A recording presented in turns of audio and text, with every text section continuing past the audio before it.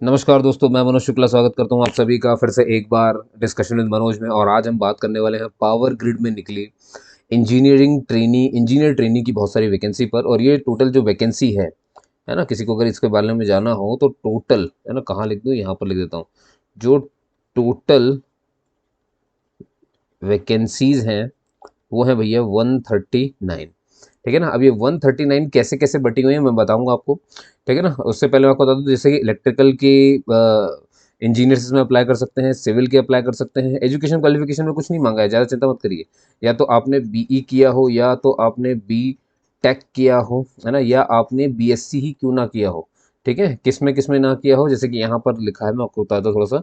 Electrical, civil, electronics, computer science. समझ गया है ना, किसमें? Electricals, civil, computer science CS branch, और आपके इलेक्ट्रॉनिक्स। ठीक है भैया, अगर इनमें से है तो इन्हीं के लिए इंजीनियर ट्रेनिंग खुली हुई है। ठीक है ना। ये आपको मैंने बता दी है क्या इसकी एजुकेशनल क्वालिफिकेशन।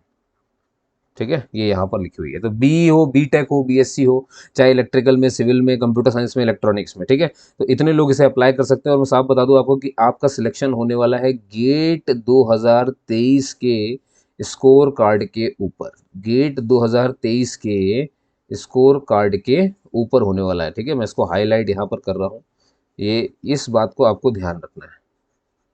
ठीक है ना, ये बात आपको ध्यान रखनी है। ठीक, और ये यहाँ पर मैंने टोटल वैकेंसी आपको बता दी थी कितनी है, 139 है ना। और बीई, बी टेक, इन सब में, या इलेक्ट्रिकल, सिविल, सीएस, इलेक्ट्रॉनिक्स, इनमें से कोई ना कोई आपके पास होना चाहिए। क्लियर होगी बात? ये तो साफ साफ लिखा हुआ है ना। आप यहाँ पर भी आकर के पढ़ सकते हो, इंजीनियर ट्रेनी थ्रू गेट 2023। ठीक है ना, engineer trainee through GATE 2023, electrical, civil, electronics and computer science, इतनी ब्रांचेज हो गई इसमें। ठीक, ये आपके समझ में आ गया होगा। अब आप देखना चाहो कि पोस्ट कहाँ पर कितनी किस हिसाब से है, तो इलेक्ट्रिकल की ये हम कैटेगरी वाइज में आ गए हैं ना, कैटेगरी वाइज।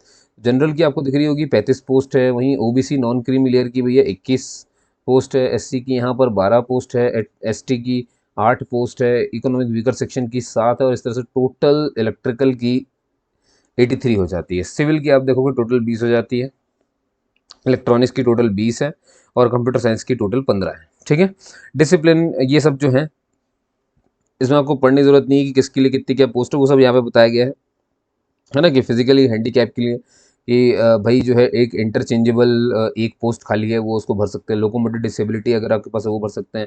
एक मतलब इलेक्ट्रिकल में कौन कौन से फिजिकल डिसेबिलिटी वाले भर सकते हैं, किस किस के लिए, किस किस डिसेबल्ड के लिए कौन सी कितनी पोस्ट खाली है, ये बताया जा रहा है। ऐसे सिविल में एक ही खाली है, वो भी लर्निंग डिसेबिलिटी या मेंटल इलनेस के लिए खाली है। वो मतलब जिसके पास इस इस डिसेबिलिटी सर्टिफिकेट होगा वही इसे भर पाएगा।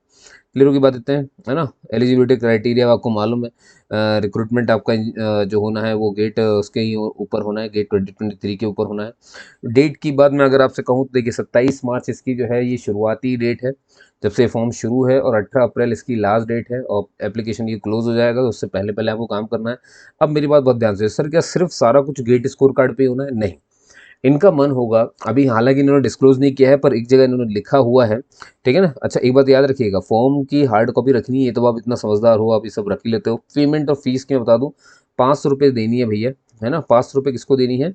देखो कौन कौन फ्री है ये जान लो, बाकी सबको देनी है। तो जनरल को तो देनी ही है, ओबीसी को भी देनी है। देखो, जनरल, ओबीसी और इकोनॉमिक वीकर सेक्शन, इनको फीस पे करनी है। एससी वालों को फीस नहीं देनी, एसटी वालों को फीस नहीं देनी, पर्सन विद डिसेबिलिटी को फीस नहीं देनी, एक्स सर्विसमैन को फीस नहीं देनी, और डिपार्टमेंटल कैंडिडेट अगर कोई है तो उसको भी फीस नहीं देनी है। क्लियर हो गई बातें? यानी इसके बाद सबको फीस देनी है। देखो यहाँ पे वुमेन को छूट नहीं दी गई है, इसीलिए वुमेन को भी 500 रुपये देना है, चाहे वो किसी भी कैटेगरी की हो। ठीक है, हाँ, अगर वो एससी एसटी की वुमेन है तो उनको नहीं देना पड़ेगा। पर्सन विद डिसेबिलिटी से अगर वो तो नहीं देना पड़ेगा। एक्स सर्विसमैन और डिपार्टमेंटल अगर वो वुमेन है तो उनके लिए कोई पैसा वैसा नहीं लगने वाला है, बिल्कुल। तो ये ध्यान रखेंगे, है ना। कोई भी हार्ड कॉपी आपको उनको पोस्ट वोस्ट नहीं करनी, इसलिए करना भी नहीं कोशिश ऐसी। अच्छा, अगर आप फॉर्म भरने जा ही रहे हैं तो उससे पहले याद रखिए आपको फोटोग्राफ जो है लेटेस्ट फोटोग्राफ रखनी है और 50 केबी के आसपास रखनी है, उससे ऊपर नहीं जाना चाहिए। सिग्नेचर आपको रखना है 30 केबी के आसपास। ऐसी कास्ट सर्टिफिकेट, डिसेबिलिटी सर्टिफिकेट, देखो अगर आप, भाई बनी बात है, किसी आरक्षण का फायदा उठाओगे तो उसको आपको प्रूफ देना पड़ेगा ना, कि अगर आप SC ST हैं तो कम्युनिटी सर्टिफिकेट, EWS यानी इकोनॉमिक वीकर सेक्शन से आते हैं तो आपका बनता है income and asset certificate. OBC का अपना नॉन क्रीमी लेयर का बनता है, उनका डिक्लेरेशन भी बनता है ना। ऐसे ही जो पर्सन विद डिसेबल वाले होते हैं इनके लिए भैया डिसेबिलिटी सर्टिफिकेट बनता है, किस किस डिसेबिलिटी से ग्रस्त हैं या क्या हुआ था, है ना। अगर आप एक्स सर्विसमैन है तो आपके पास पुराना आपकी ज्वाइनिंग डेट, आपकी क्या क्या आपने कब उसे रिलीव किया, वो सब आपको बताना पड़ता है। और अगर कोई पहले से डिपार्टमेंटल कैंडिडेट है, सरकारी नौकरी में है और वो इस नौकरी को करना चाहता है तो इसको लिए उससे पहले उसको NOC लेकर के आना पड़ेगा अपने बॉस से। तो देख रहे हैं आप, कोई भी आरक्षण का अगर आप फ़ायदा उठाएंगे तो सब में आपको मतलब सर्टिफिकेट लगता है ना, प्रूफ लगता है उस बात का। क्लियर है। अब मैं आपको यहाँ पे बताता हूँ, ये देखिए जरा इस पॉइंट पर आप ध्यान दीजिएगा। यहाँ पे लिखा if a candidate is called for GD interview. देखो तो वैसे तो इन्होंने लिखा नहीं है कि GD इंटरव्यू लेंगे, लेकिन यहाँ पर लिख दिया तो मतलब हो भी सकता है, इसलिए तैयार रहिएगा, ठीक है ना। उस समय भैया आपको अपना ओरिजिनल गेट का जो स्कोर कार्ड है वो लेकर के जाना है, ये ध्यान रखना। गेट का एडमिट कार्ड लेकर के जाना है, ये भी ध्यान रखना है ना। कितने कितने मार्क्स स्कोर किए तो वो सब वहाँ पर उसको दिखाना पड़ेगा। क्लियर होगी बात है, बस में इतना ही जानना है। और याद रखिए फीस नॉन रिफंडेबल है, ये रिफंड नहीं होगी। क्लियर होगी बात है। और बाकी डेट मैंने आपको बताई दी। तो चलिए बस इसी के साथ इतना ही था इस वीडियो में, है ना। फिर किसी नोटिफिकेशन के साथ मिलूंगा मैं, है ना। और ऐसी नोटिफिकेशन के लिए मुझसे जुड़े रहिए, है ना। और ज़्यादा से ज़्यादा दोस्तों तक बताइए कि बेचारे वो भर सकें, कुछ कर सकें। नौकरी पाना सबका ही सपना रह गया है भैया। बताइए जरा, जो चीज़ इंसान की बेसिक चीज़ों में होनी चाहिए उसका इंसान सपना देखता है। अब इससे बुरे हालात क्या हो सकते हैं भारत के। पर ठीक है, कोई बात नहीं। जय हिंद, जय भारत। मिलते हैं फिर अगले वाले नोटिफिकेशन में, तब तक के लिए बढ़िया काम करते रहिए, ठीक है। चलिए पूरे जोश के साथ काम करिए। Okay, ta-ta, bye bye.